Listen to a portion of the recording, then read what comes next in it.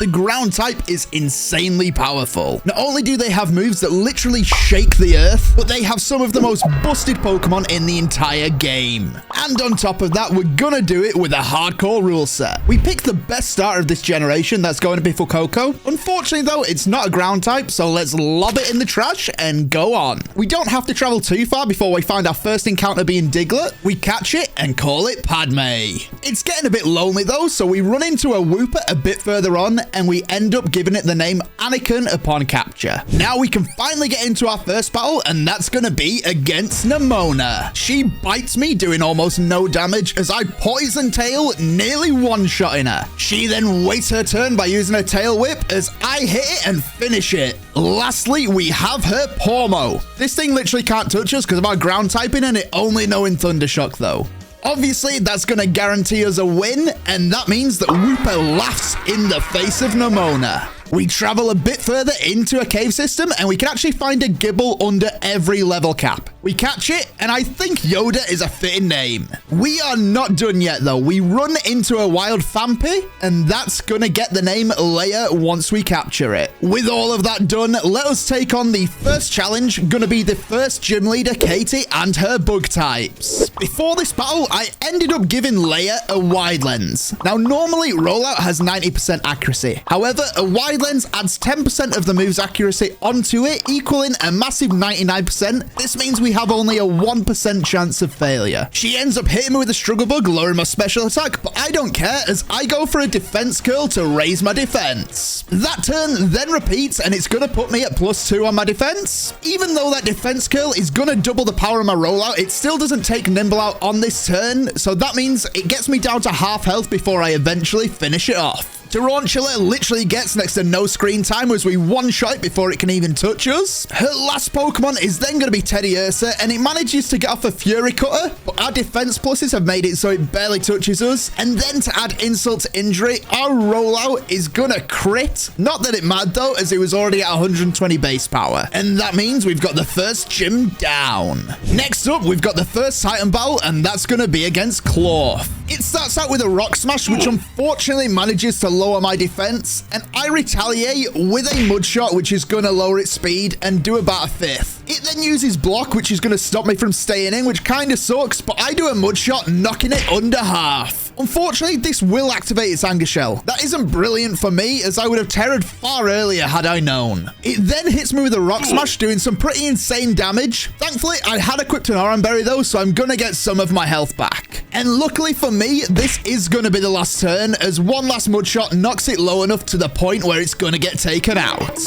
That done means we can move on to the next gym leader, and that's going to be Brassius and his grass types. I lead with Yoda and use a Swords Dance as they hit me with a Mega Drain. One Swords Dance is all it takes, and that means the following turn I can use a Fire Fang and Petalil is gone. Now, I can take Smoliv out here, however, I don't want to just yet as I'm on too high health. Therefore, I use a Stealth Rocks, allowing it to hit me with a Razor Leaf. After this, on the next turn, I can hit with a Fire Fang and take it out. Making sure you terrestrialize on this turn is very important as well. With his Sudowoodo, because I have lost my ground typing and I am now less than half health, he's guaranteed to go for a Rock Throw as it should take me out, and this is going to give me a free switch into Famfi. Not that it actually mattered though, as he does actually miss the Rock Throw. He then hits me with a Trailblaze quite heavily. Luckily for me, I had a berry equipped, so I actually get knocked out of range of being taken out on the next turn, and I retaliate by using Charm, and that is going to lower his attack by 2 stages. The next turn ends up following the exact same method as the previous, and now his attack's lowered, I can safely bring in Wooper, who doesn't take a lot of damage from the Trailblaze. Because we resist Rock Throw, he's never going to go for it, and I hit him with a Poison Tail, which does about a third. The turn after, he does actually manage to trigger Poison Point when he Trailblazes me, and knocks me low enough to the point my Oran Berry heals me, and I knock him very low with my Poison Tail. And after that, it's just a matter of time. He can't withstand us, so we do eventually take it, and that is the second gym badge down. Why does Hassel walk as if he's pooped his pants? Going further, we are going to get our first evolution, and that is going to be Wooper evolving into Clodsire.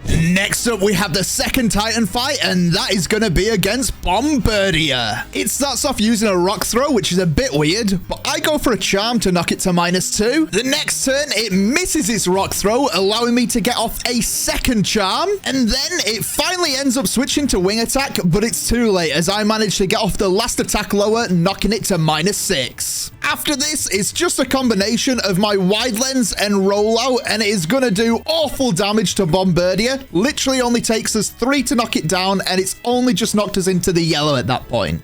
In this Titan fight, though, you're not allowed to break. It ends up taking us into the second phase before we can even heal. It ends up knocking me to just 9 HP with a pluck. I get off a charm to knock it to -2, and then it gets hit pretty heavily from a smackdown from Knackley. Obviously, I cannot stay in here because I'm too low health. Therefore, I decide to bring Yoda in. Made a mistake, though, as he was targeting us with a Torment. However, he does get knocked incredibly low by the rock throw from Knackley. The next turn, it ends up rock throwing into Knackley, which knocks it quite low. However, I'm going to do more damage. I decide to use a bulldoze as I want to slow this thing down. Obviously, that is going to hit Knackley, even though it's a bit mean to. It survives and rock throws it onto a sliver, though, so that doesn't matter. Next turn, it seems to have accepted its fate, though. It torments onto the Knackley, and that is going to allow me to get off a Fire Fang and finish it off. Arvin then tells us the story about what happened to his Mabostiff, and it's quite sad. He tells us for every sub on this video, that will be Mabostiff being 1% better. Moving on a little bit further, we're going to have our first Team Star member to take down, and that's going to be Giacomo. He starts out hitting us with a Metal Claw, which doesn't do too much as I knock it low with a low kick. The next turn, he manages to miss that Metal Claw, allowing me to take it out essentially for free. The Starmobile then hits me with a Wicked Talk, which unfortunately puts me to sleep, allowing me not to attack this turn. Luckily, though, on the next turn, it tries to Metal Sound and ends up missing me. Clodsire got a good night's rest last night, so it wakes up and manages to hit a low kick, but it doesn't do too much thanks to the Intimidate from before. And its Wicked Talk has now knocked me low enough to the point where I need to switch out. I'm going to bring in Leia, who manages to tank the Wicked Talk quite well. It then Metal Sounds me, so I decide to go for a Charm. With it charmed, I decide to switch Anakin back in again, and he tanks a Snarl very well. And it's done just enough damage to us to activate my Figgy Berry, knocking me to half health. He then Wicked Talks me, but doesn't get the sleep this time, as I managed to get a low kick off, doing more damage thanks to the switch, losing that attack drop. We repeat this a following 2 times until he has managed to knock me down to just 3 HP. I'm gonna switch out again, and I'm gonna switch into Leia, who manages to tank the last talk very well. It then snarls me for good damage, but this is gonna activate my Oran Berry, and I'm gonna bulldoze to lower its speed and do a bit of damage. It snarls me again, but I can get off 1 more bulldoze, putting it to -2, and that means it's time to switch out again. I don't take too much damage on the switch in, but on the next turn, it hits me with a Snarl, knocking me quite low. However, my bulldoze knocks it within a sliver of being taken out. I decide it's time to do 1 more switch in. We finally bring in Padme, and the Snarl actually misses, so I could have stayed in. The reason I brought in Padme was purely so I could use a Sucker Punch. Unfortunately, it was going for Metal Sound, so that doesn't work though. And then I decided if it was going to use Metal Sound, it's probably going to do it again. So we'll just go for a Bulldoze, and this will definitely finish it off and win us the first Team Star battle. We then run into a Numel, catch it, and give it the name Obi-Wan. We've also got access to the new Pokemon being Toadscool, which I really love. Once I catch that, I give it the name Windu. I'm then going to run into a Sandygast. I try to yawn it, but the poison point actually manages to get in the way and poison it. We catch it on the first ball anyway, and we call it Ahsoka.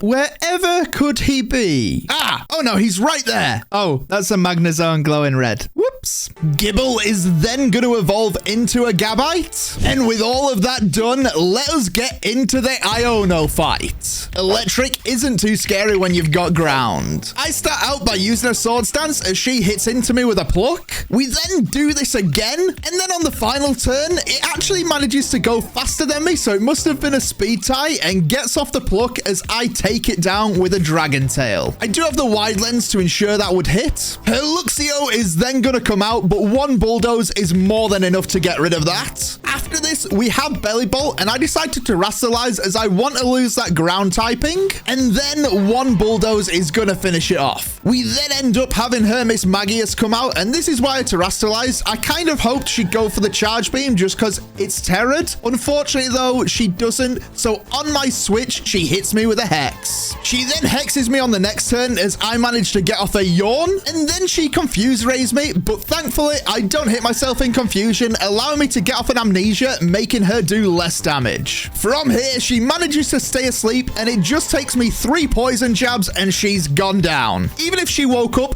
and crit, she wouldn't have taken me out here, though. We can then get another team member, and that's going to be Barboat. I end up giving this little fish the name Jar Jar. I then check on my Pokemon, and my Fanfi's actually managed to find a Power Herb. Good thing it didn't use it, as we don't want him incredibly bulky. And I'll tell you what, our new team member is instantly going to be useful, as we have the Melophyte. I start out using a Rain Dance. This is going to get rid of the sun that the Torkoal has put up and make it do no damage with its Flame Wheel. Once this is done, I can terrestrialize and use a Surf, and that is going to wipe Torkoal off the map. The Starmobile tries to use Swift, but it just can't help it. Our Surf is doing mega damage to it. Then, even if it was to crit us twice, it wouldn't have taken us out. Therefore, I can just continue to use 2 more of these, and that is Mela down. We then get given Kofu's wallet, even though I tried to say no, and I don't want to give it back. We're rich now. Our Diglett is then going to evolve into a Dugtrio. Fanfi finally wants to get that sturdy ability by becoming a Donphan. Toadschool decides to become Toad's Cruel. And finally, for all its hard work it did in the previous battle, Barboached can become a Whiscash. Kofu then finds out that we've got his wallet and he's not too happy. Therefore, he's gonna try and battle us. Unfortunately for him, though, our Toad's Cruel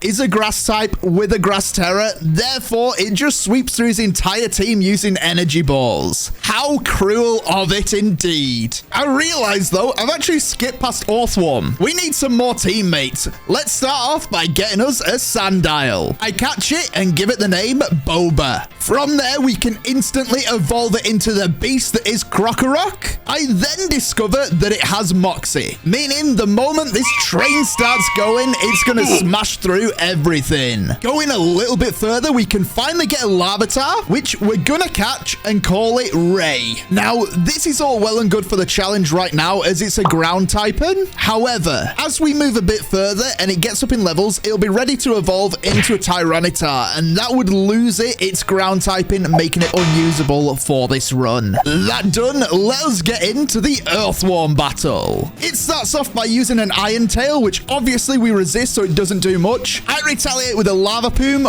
almost wiping it out. Next turn, it accepts its fate. It goes for a Wrap, but at this point, it's too late. Our Lava Plume is gonna wipe it out and finish it off. We then fight through 5 trainers in Asado Desert, and that is going to give us Earthquake, the Holy Grail. Numel will then finally evolve into a Camerupt, and Larvitar gets a bit jealous, so it follows suit and becomes a Pupitar. All of that is going to bring us into the Atticus battle. His Skunk Tank starts out by using Toxic. Luckily, I equipped a Berry, and that means that I'm cured from this poison and can hit back with an Earth Power, wiping it out. After this, he is going to send out his Reverum, and this Reverum uses Bulldoze against us. It doesn't take us out, though, allowing us to use an Earth Power and take it out. Against Muck, I decide I don't want to stay in, therefore I switch into Leia, who takes a Sludge Wave very well. Leia tanks 1 more of these Sludge Waves as she finishes the Muck off by using a Stomping Tantrum. Lastly, we have his Reverum. It chooses to spin us out, so I charm it, and I don't know why, but the next turn it does the exact same thing, putting it -4 speed and attack. It then smogs me as I go for 1 final charm to knock it to -6 on attack. And with this lowered attack, it simply cannot damage us enough to take us out, so I just use 4 Stomping Tantrums, and it is bye-bye Starmobile. Next up, we are going to have the normal trainer, and that is Larry. On the first turn, I'm going to use Hone Claws, which ups my attack,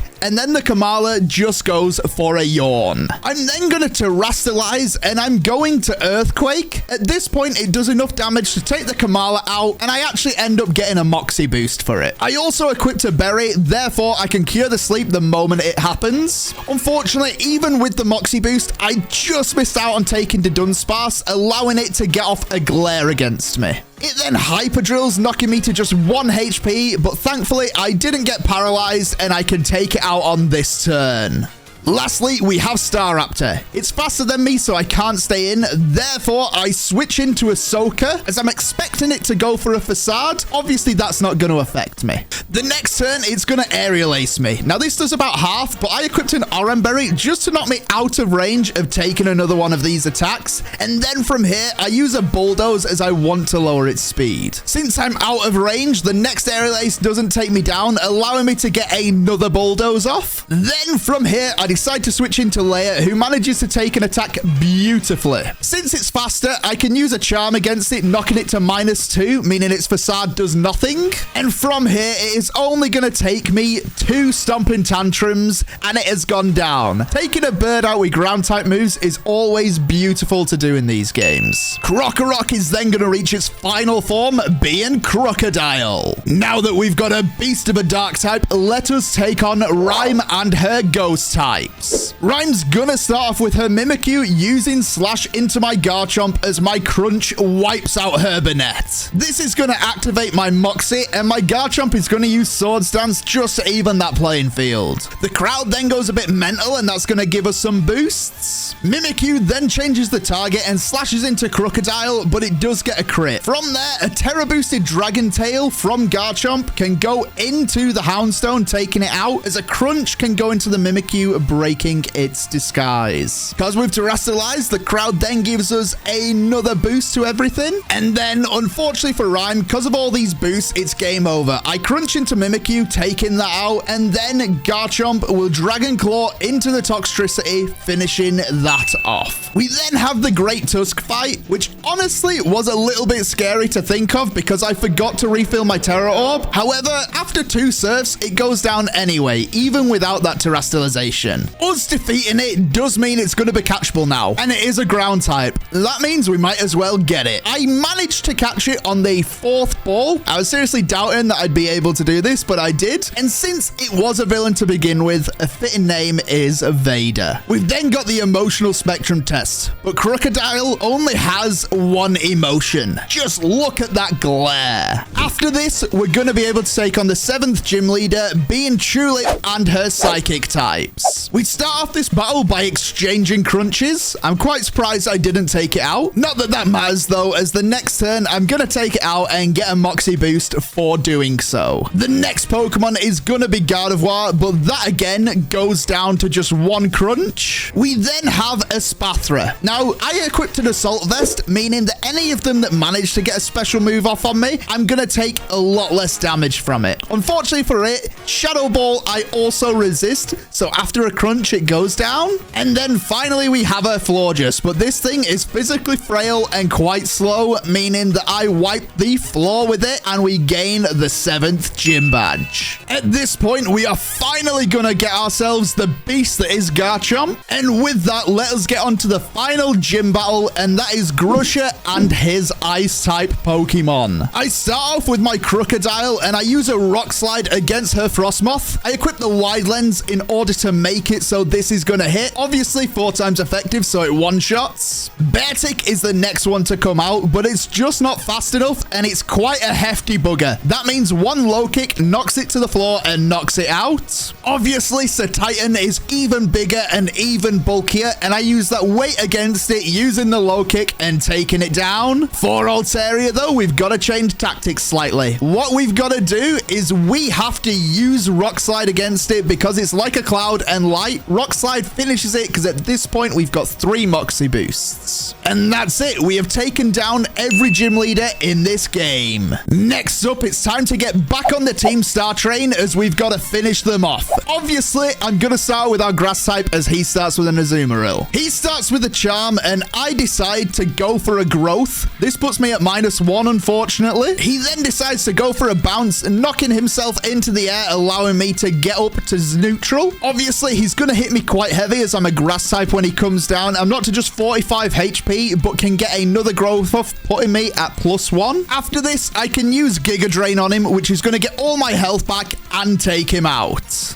We then have his Wigglytuff. Now, this thing goes for a Play Rough as I use Growth. I then get a second Play Rough off as it uses a Gyro Ball. Weird move for it to use, but okay. After this, it is time for me to start going for Mega Drain. This is a move obviously gives me all my health back, but I've also equipped a Metronome item. This item gives me 10%, meaning 75 base power, then gets a 7.5% added on, and it just keeps cascading that way until we've got an incredible attack. Obviously, now that we're powerful enough, Dash Bun is going to go down to it. And once the Reveroom comes out, it's time for me to Terrastalize. Now, once I'm Terrastalized, I can just get all my health back from any damage he does, and I nearly one-shot him anyway. Obviously, at full health, he can't wipe me out even with a crit. Therefore, I've won the battle. All that done, let us take on the final Titan Pokemon, the beefy boy that is Dondozo. Against it, I decide to start off by actually switching out because I want my Toedscruel out instead of my Clodsire. It orders up into us, which doesn't do too much damage as the Greedent tail whips it. Dondozo and Greedent then exchange attacks as I decide to use a Growth to get my special up there. I then Giga Drain, which is going to bring me back to full health, and thankfully he doesn't attack into us. He attacks Greedent and Greedent exchanges back because of that. Obviously, next turn we are going to wipe it out, and that is the end of Dondozo. However, we're going into Tatsugiri, and this is the reason Clodsire was leading originally. I was planning on going for a Toxic. Unfortunately, it used Taunt on me, which sucks a lot. That means we didn't get it off, so all that happens this turn is Greedent does some damage. I want rid of this, so I switch out into Jar Jar. Obviously, once that's done, I'm going to switch right back into Clodsire as I want to do my plan with it. This time, it's going to Icy Wind me, allowing me to get my Toxic off, so if anything happens, I can at least stall it out. I then tank a Dragon Pulse quite well as I go for Amnesia because it only knows special moves. And then on the next turn, I'm gonna go for another one, but it hits an Icy Wind and crits. That's bypassing all my defense boosts and unfortunately giving us the first loss of the run. I'm sorry, you were my starter and you did very well. I apologize for this happening. After this, I bring in Donphan because at least it can take a hit thanks to its sturdy ability. It gets knocked down to 1 health and it can get a Bulldoze off, which is brilliant. From here, I'm gonna switch out back into Jar Jar, and it uses a Taunt on that turn, therefore I get a switch in for free. I can then manage to get an Earthquake off, but unfortunately for me, Muddy Water does a lot more damage than I was expecting, giving us our second loss. As much as this sucks, we do manage to get past it because we slowed him down to the point Crocodile outspeeds, and the poison damage is stacked up to knock it low enough. We won, but it sure was a rough one. We find out this was the last thing we needed to bring back Arven's Mabostiff. Unfortunately, we lost R2. Can we trade them back, please? Now that all that's done, though, let us get into the final Team Star battle, being Eri and her fighting types. I start off by going for a Swords Dance as they brick break into me. To be honest, I was expecting Sucker Punches, and that's why Crocodile isn't up here. This is gonna mean I can actually only get one more off before I need to do something as I'm knocked low. A Dragon Claw from here is more than enough to finish off the Toxicroak. And with these boosts, I can actually finish off all of her Pokemon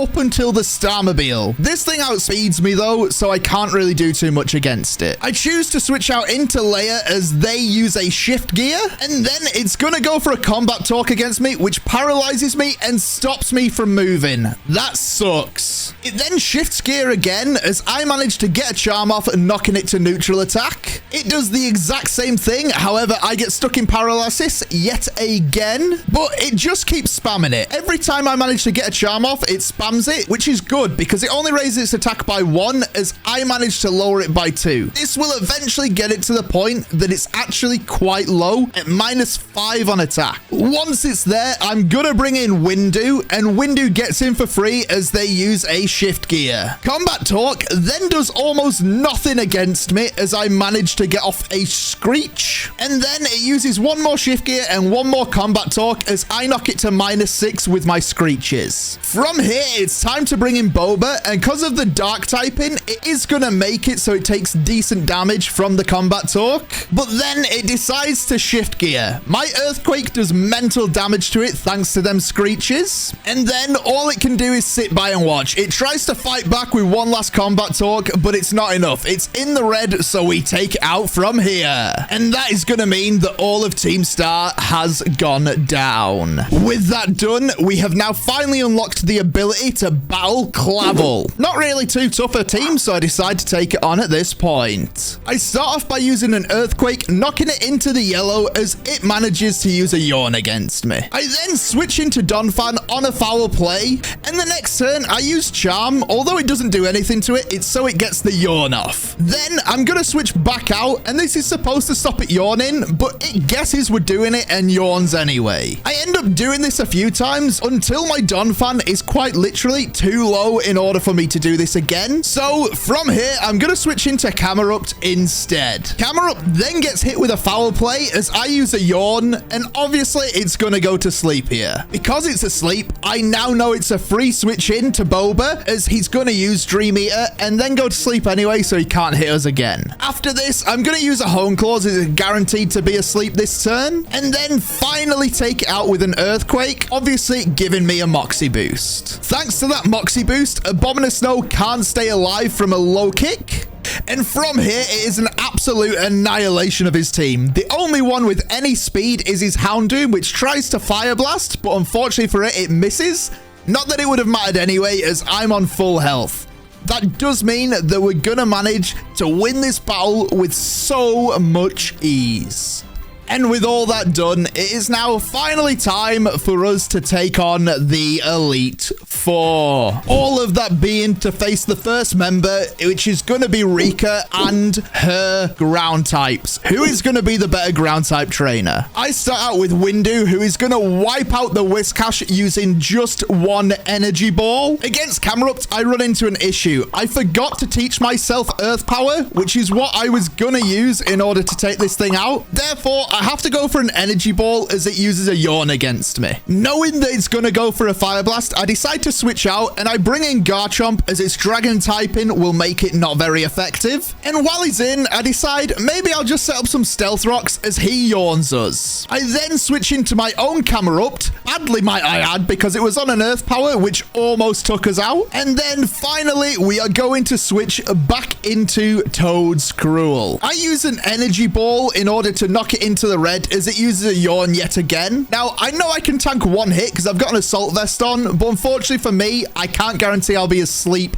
too long. Because I know I'm going to go to sleep, I decide just to switch out into Vader. I then switch right back into Windu as it goes for a Fire Blast, but that Assault Vest stops me from dying. From there, obviously my energy ball is going to finish it off. Against Donphan, I decides to use a Terrestrialized Giga Drain. This is because its sturdy is broken, so I can guarantee we're going to take it out, and it will also give me a good chunk of health back. Dugtrio literally gets the chance to do nothing before we take it down. And finally, we have her Clodsire. Now, this thing isn't going to go down from any one of my attacks, but it also can't do any damage to me, so it's just a matter of time before we end up taking it down using energy balls. Next up, we're going to be having Poppy and her Steel types. Quite a scary person to be having such a brutal team. I start with using some Stealth Rocks as it hits me pretty heavily with a Play Rough. I then go for a Bulk Up as it switches its tune and sets up some Stealth Rocks of its own. From here, I set up 2 more Bulk Ups just because I want it to knock me low enough to set up my Figgy Berry. And after this, unfortunately for Poppy, it is game over. I've got an Earthquake to take down the Copperaja. I can Terrestrialize and Brick Break in order to take down stuff like Corviknight, and it's basically over from here. None of them can withstand it, not even the Magnezone, thanks to the Stealth Rocks I set up before. That done is gonna mean we've made it to the the halfway point of the Elite Four, and let's take on Larry. He's now decided to opt to use flying types. The first turn, I decide to use a sword stance as its Tropius tries to solar beam by gathering all the energy. Next turn, I sword stance again as it unleashes the power, but not doing as much damage as I think he would have liked. The first turn then repeats itself, except this time I'm in a much better position. After this, I set up some stealth rocks as it hits me with the final solar beam it's ever gonna get to use. And that means Larry is almost as bad as the first time we took him on. A +6 Garchomp is scary for anything,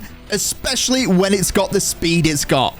Larry did not stand a chance here. The stealth rocks just added that little bit of punishment as well, as it does a quarter damage to the majority of his Pokemon. Now it is time to take on the final Elite Four member. It's gonna be Hassel, the man who's pooped himself, and his dragon types. The first turn, Noivern actually ends up missing its Super Fang, and this means it is free for me to use an Outrage and finish it off. Obviously, that's gonna end up giving me a Moxie boost. Dragalge is then gonna come out, but I'm faster than it, and I'm going to get off another Outrage, and that takes it out. Unfortunately, this is going to end up confusing me, but I gave myself a Persian Berry to cure this problem. Now, what I was going to do here was use a different move. However, because Noivern missed what it did the previous turn, I actually don't need to. I can just use Outrage again because nothing can take me out from full health, and the only thing faster than me is Haxorus. I thought I was originally going to need to use Donphan and Charm, but that miss has just made this battle so much easier. And yeah, the Elite Four was some of the easiest battles of this run. With that, it is now time to take on the champion that is Champion Geeta. She's got a pretty strong team. Well, maybe I'm lying about that. I start out by getting hit with a Dazzling Gleam. Thankfully, I had an Assault Vest on, so it didn't matter. And my Crunch is going to wipe the Espathra out. Against Go-Go, I know I can't stay in, so I bring Obi-Wan in, who takes decent damage from a Horn Leech. He can then get Horn Leeched again, which knocks him low, but my Lava Plume knocks it to a quarter HP. From here, I'm going to bring in my Garchomp. The Horn Leech doesn't do too much to him, and I'm going to Sword Stance as he knocks me low with a Play Rough, thankfully activating my Figgy Berry to get me in the green again. I then decide to Terrasilize and use another Sword Stance as it hits me pretty heavily with another Play Rough. And then from here, obviously, a Terrasilize Dragon Claw is gonna take it out. Next up is Hervaluza, but this thing can't take a Dragon Claw, so it gets to do nothing before going down. Then she brings out Avalugg. Now, I know I'm not gonna be able to take this thing on, so I'm gonna switch out, and I'm gonna bring in Great Tusk. The Avalanche does okay damage, but nothing major. I'm then gonna bulk up as it uses an Avalanche, doing decent damage to me. And then after this, I will Brick Break, but it doesn't quite take it out, and it is gonna make it so the Avalanche he uses now does more damage and knocks me to just 4 HP. However, when you're a beast like this guy, you really don't need to worry about any of that. All we need to do now is use Brick Breaks on every single one of the Pokemon they've got left. Literally, it goes down to anything. So we win this battle thanks to the Titan. We're in the end game now. We've made it past the champion, but we've got to take on Pennant and the Evolution team. I'm going to lead with Garchomp as she leads with Umbreon. I Sword Stance as she Dark Pulses, doing nothing. I think you can see where this is going from here. 2 more Sword Stances, and then it's going to be game over. I can literally wipe out her entire team from here. None of her team can outspeed us. The only one that we have any fear of is the Jolteon, because it'll use Quick Attack. However, we're on half health. A Quick Attack is not going to take us out, so I know we're going to be safe. Plus, 3 of her Pokemon are weak to my Earthquake in itself. Obviously, that's going to take her down. I don't really know why they just gave her Eevees, because honestly, the team's not that strong. I get it fits the character, but they could have just made her a separate character, and we could have battled her earlier for a bit of an easy fight, you know what I mean? But it is how the game's designed. Normally, we would go through Nemona and Arven. However, Iron Tusk's Bulk Up and Rapid Spin is more than enough to finish off these guys without any challenge whatsoever.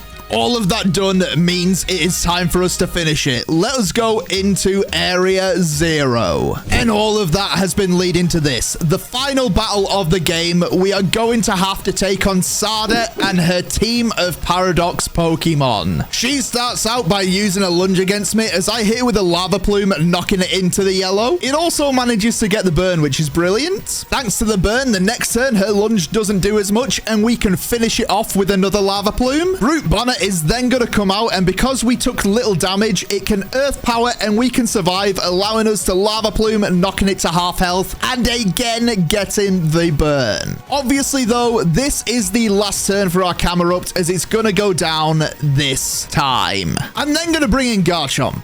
It is neutral against grass, so I decide to set up a Stealth Rocks, and it just Giga Drains us for minimal damage. And then the next turn, I'm going to use one Dragon Claw, and it will finish it off. After this, we've got Screamtail. I decide to switch out into Donphan, who gets frozen by the Ice Punch on coming in. Luckily, it thaws out immediately, though, allowing us to get a Charm off. From here, it's doing minimal damage, so I just Charm it into Oblivion, and then I can switch into Crocodile. Because of the Charms, it's not doing much damage to us, and it only takes me 2 Earthquakes in order to take it down and get that beautiful Moxie boost. Surprisingly, we're faster than the Sandy Shocks, allowing us to Earthquake that into Oblivion. And then next up is her Fluttermane, which uses a Mystical Fire, but we had the Assault Vest on to take little damage for it, allowing us to hit back and finish it off. And finally, we have her Roaring Moon. This thing gets the booster energy, activating its ability to give it a 20% boost to attack. And we're kidding no one here. Obviously, we're slower, so Crocodile is going to go down. However, I've got a Paradox Pokemon, so I decide it's time for Paradox Pokemon versus Paradox Pokemon. I bring in my own, activating my own photosynthesis, and my attack is the highest as well. And this means I just need to use one Brick Break, and the game is over. We have officially beaten Pokemon Scarlet with only ground types.